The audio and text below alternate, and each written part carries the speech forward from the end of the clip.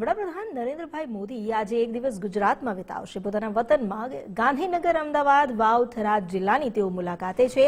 સવારે 10 વાગ્યે ગાંધીનગરના કોબા ખાતે પહોંચશે વડાપ્રધાન.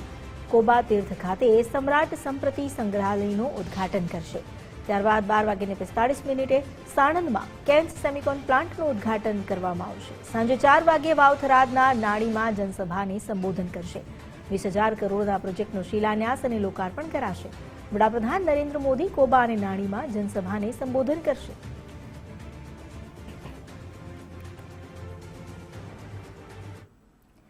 પીએમ મોદી ગાંધીનગરમાં જૈન ધર્મના મ્યુઝિયમનું ઉદ્ઘાટન કરવા જઈ રહ્યા છે. આજે જૈન આરાધના કેન્દ્રની મુલાકાતે આવશે પીએમ મોદી. જૈન આરાધના કેન્દ્ર ખાતે સમ્રાટ સંપ્રતિ મ્યુઝિયમ તૈયાર કરવામાં આવ્યું છે. જૈન ધર્મના ઇતિહાસ, વારસા, પુરાતત્વીય ચીજવસ્તુનું પ્રદર્શન મ્યુઝિયમમાં મૂકવામાં આવ્યું છે. ઐતિહાસિક, સાંસ્કૃતિક અને આધ્યાત્મિક વારસાનું અહીં પ્રદર્શન થશે. 7 વિભાગમાં સભ્યતા અને પરંપરાઓના અનન્ય પાસાઓ રજૂ કરવામાં આવ્યા છે. સંગ્રહાલયમાં ડિજિટલ અને ઓડિયો વિઝ્યુઅલ પ્રદર્શન પણ સામેલ છે. સદીઓ જૂના દુર્લભ અવશેષ, જૈન કલાકૃતિઓનો સંગ્રહ પણ અહીં કરવામાં આવ્યો છે. ધાતુ શિલ્પ, વિશાળ મંદિર પ્લેટ, યંત્ર પ્લેટ અને સિક્કાનો પણ સંગ્રહ અહીં જોવા મળે છે. ચાંદીના રથ અને પ્રાચીન હસ્તપ્રતોની પણ સંગ્રહાલયમાં મૂકવામાં આવ્યા છે. 2000થી વધુ દુર્લભ ચીજ વસ્તુઓનો ખજાનો છે આ સંગ્રહાલય. અમારી સાથે જોડાયા છે સંવાદદાતા અર્પિત દરજી. તેમની સાથે વાત કરીએ. અર્પિત, આજે જે આ મ્યુઝિયમ તેમના હસ્તે ખુલ્લું મુકાવાનું છે, પ્રધાનમંત્રી નરેન્દ્ર મોદીના હસ્તે, મહાવીર જયંતિની સાથે જૈન ધર્મનું આ એક એવું મ્યુઝિયમ કે જ્યાં જૈન ધર્મનો આધ્યાત્મિક વારસો, એનો ઇતિહાસ બધું જ જોવા મળશે. ત્યાં કેટલા વાગે પ્રધાનમંત્રી નરેન્દ્ર મોદી પહોંચશે અને કેવી તૈયારીઓ અત્યારે છે?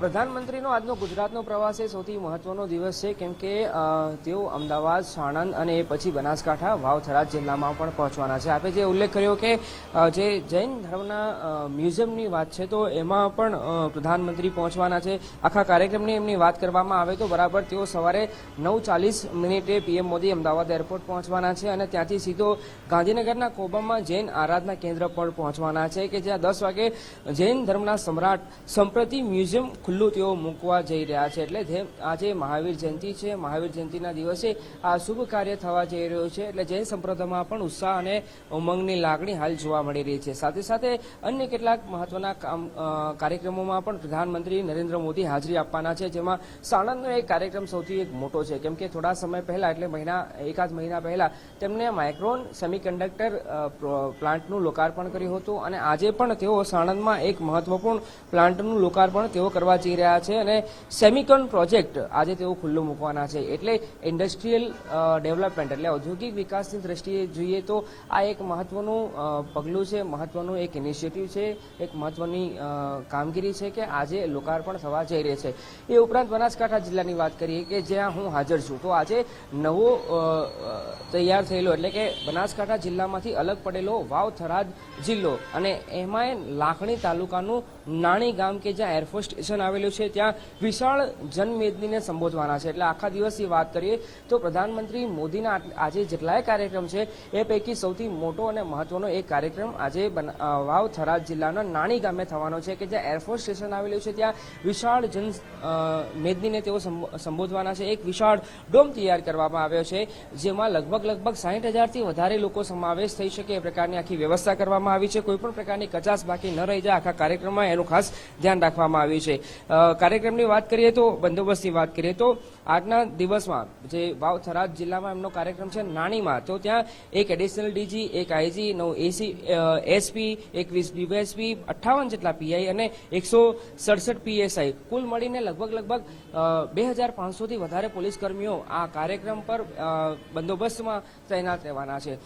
વિકાસના કાર્યોની વાત કરીએ તો બનાસકાંઠા અને વાવ, થરાદ જિલ્લામાં લગભગ 19,000 કરોડથી વધારેની રકમના વિકાસ કામોનું લોકાર્પણ થવા જઈ રહ્યું છે, અથવા તો એનું ભૂમિપૂજન થવા જઈ રહ્યું છે. એ પૈકી જે એરફોર્સ સ્ટેશનમાં એક નવું એરફોર્સ સ્ટેશન બન્યું છે અને જે નવું વિકાસના કાર્યો થયા છે, એનું પણ પ્રધાનમંત્રી નરેન્દ્ર મોદી લોકાર્પણ કરવાના છે. સાથે સાથે કેટલાક સિંચાઈના વિકાસના કાર્યો છે. આ ઉપરાંત માર્ગ અને રોડ અને માર્ગ ડિપાર્ટમેન્ટ છે, એના પણ કેટલાક વિકાસના કાર્યો છે. આ ઉપરાંત બનાસ ડેરીના કેટલાક વિકાસના કાર્યો છે એનું પણ લોકાર્પણ કરવા જઈ રહ્યા છે, જેમાં એક સૌથી મોટો અને મહત્વાકાંક્ષી પ્રોજેક્ટ જે નવો ભીલડી એટલે કે બનાસકાંઠાનું ભીલડી છે, પાલનપુર પાસે આવેલું ભીલડી, ત્યાં એક પશુ સંવર્ધન અને સંશોધન કેન્દ્ર તૈયાર કરવામાં આવ્યું છે વૈશ્વિક કક્ષાનું. તેનું પણ તેઓ લોકાર્પણ કરવાના છે વર્ચ્યુઅલી. આ ઉપરાંત બાયોગેસ સીએનજી પ્લાન્ટ નવા 2 તૈયાર થવાના છે, એનું ભૂમિપૂજન પણ પ્રધાનમંત્રી નરેન્દ્ર મોદી આજે કરવા જઈ રહ્યા છે.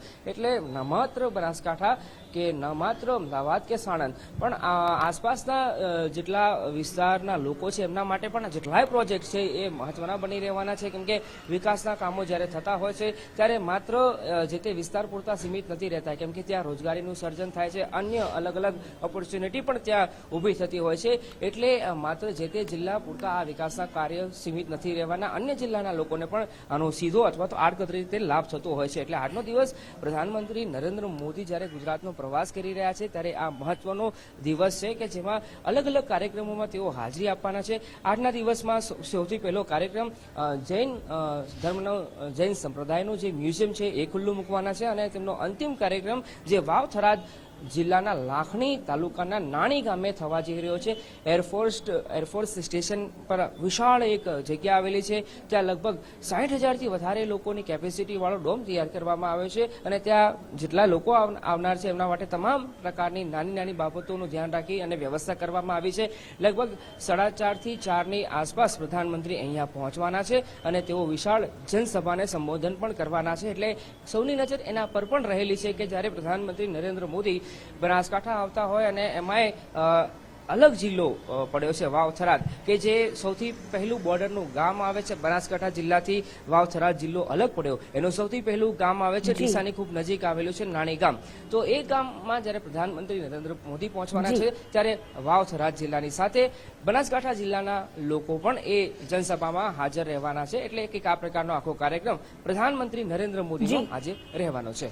જી અર્પિતા, આભાર આપનો જાણકારી આપવા માટે. તો બનાસકાંઠામાં તો તૈયારીઓને આખરી ઓપ આપી દેવામાં આવ્યો છે, સુરક્ષા બંદોબસ્ત ચુસ્ત કરી દેવામાં આવ્યો છે, પરંતુ જ્યાં કોબા ખાતે પણ આજે જે પહેલો કાર્યક્રમ છે ત્યાં કયા પ્રકારની સ્થિતિ છે જાણકારી મેળવીએ સંવાદદાતા નિકુંજ જાની પાસેથી.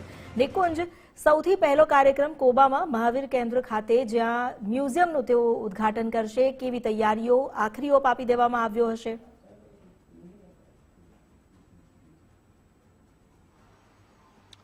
જે અમિતાભ, ગાંધીનગરના કોબા સ્થિત જૈન આરાધના કેન્દ્ર ખાતે પ્રધાનમંત્રી નરેન્દ્ર મોદી સૌથી પહેલો કાર્યક્રમની શરૂઆત કરશે. અંદાજિત 10 વાગે પ્રધાનમંત્રી અહીં પહોંચશે અને મહાવીર જયંતિ છે અને જૈન ધર્મનો એક અતિ દુર્લભ મ્યુઝિયમને પ્રધાનમંત્રી નરેન્દ્ર મોદી ખુલ્લું મૂકશે. સમ્રાટ સંપ્રતિ સંગ્રહાલય જેને નામ આપવામાં આવ્યું છે, અને જૈન ધર્મ સાથે સંકળાયેલી અનેક એ પ્રાચીનતમ ચીજવસ્તુઓને અહીં સંગ્રહિત કરવામાં આવી છે. પ્રધાનમંત્રી લગભગ અડધોથી પોણો કલાક સુધી આ મ્યુઝિયમ નિહાળશે, તેની પ્રદર્શની જોશે. એ દુર્લભ ચીજ વસ્તુઓ, ચાહે શિલ્પકલાની સ્થાપત્યની પુરાની વાત હોય અથવા તો ધાતુના સિક્કાઓ હોય, 8મી શતાબ્દી સુધીના એ ચીજ વસ્તુઓ જે છે, જેને એન્ટિક ચીજ વસ્તુઓ કહી શકાય, તેને અહીં સંગ્રહિત કરવામાં આવી છે. પ્રધાનમંત્રી તેને ખુલ્લું મૂકશે અને ત્યારબાદ એક જનસભાનો પણ કાર્યક્રમની અંદર પ્રધાનમંત્રીનું સંબોધન પણ થવાનું છે. મહાવીર જયંતિ છે ત્યારે પ્રધાનમંત્રીનો ગુજરાત પ્રવાસની શરૂઆત જૈન ધર્મનું એક અતિ મહત્વનું આસ્થાનું કેન્દ્ર ગાંધીનગરનું કોબા ખાતેનું જૈન આરાધના કેન્દ્રથી પ્રધાનમંત્રી નરેન્દ્ર મોદી કરશે. બસ થોડી ગણતરીની મિનિટોમાં પ્રધાનમંત્રી નરેન્દ્ર મોદી અહીં પહોંચવાની તૈયારીમાં છે. અમિતા. જી આભાર આપનો. તો થોડી જ સમયમાં જ્યાં પ્રધાનમંત્રી નરેન્દ્ર મોદી પહોંચવાના છે, અત્યારથી જ તૈયારીઓને આખરી ઓપ આપી દેવામાં આવ્યો છે.